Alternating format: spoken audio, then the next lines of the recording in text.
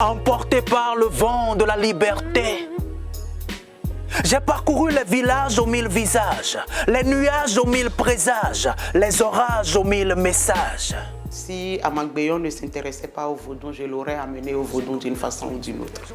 Si vous regardez un peu l'écosystème, il n'y a pas beaucoup qui font ce qu'il fait. J'ai accepté le rejet des uns et l'incompréhension des autres. Au dire des uns, à la mort, le vaudou allait me condamner. Me voici aujourd'hui en train d'entonner l'hymne de la dignité. Vaudou, je t'aime, ouais. Vaudou, je t'aime, ouais. Vaudou, je t'aime. En 2017, Amagbeyon, jeune artiste underground, fait son coming out.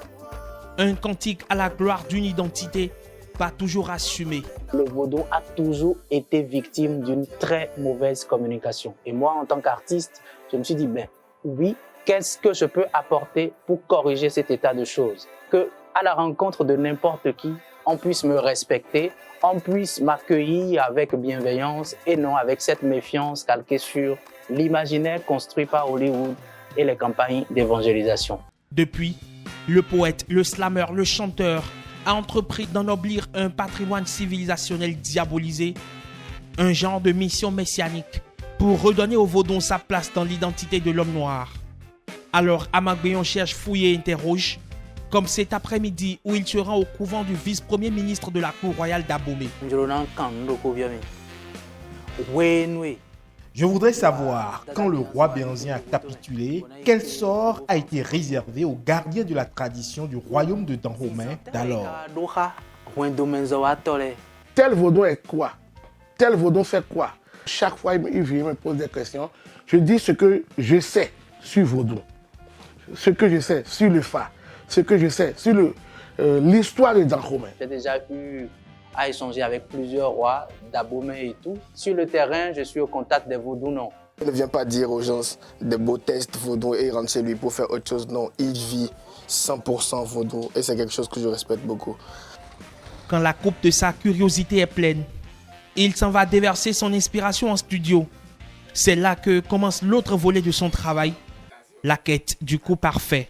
Je veux que dans le fond sonne parcours initiatique, sans que ça ne soit rattaché à des éléments de ci ou de ça. Je trouve que ça va le limiter. Si le message vaudou sera accepté par la masse, il faudrait qu'on les attrape par la musique et tout et tout. Donc, c'est beaucoup de débats, on tire, et puis on fait des compromis. J'ai pas le son.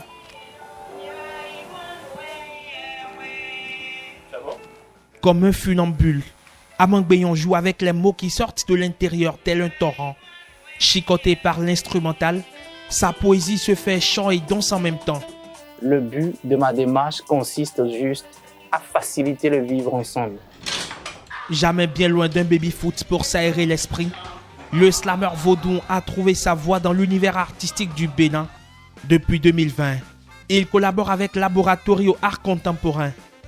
C'est une plateforme transcontinentale qui s'investit dans des projets culturels entre l'Afrique de l'Ouest et les Caraïbes. Lily en est la directrice exécutive. Depuis sa rencontre avec Amagbeyon et son art, ils cheminent ensemble sur divers projets. Ce qui nous plaît dans le travail de Amagbeyon, c'est sa capacité à vibrer à la même fréquence que nous-mêmes porteurs de projets. C'est sa capacité à apporter de son histoire, de son identité, de sa personnalité. Là où le silence Entre une tradition inépuisable et une modernité toujours à l'affût de nouvelles sensations, Amagbeyon a trouvé le parfait métissage. À travers son art, le slammer vaudou est devenu un sage, un philosophe à sa façon.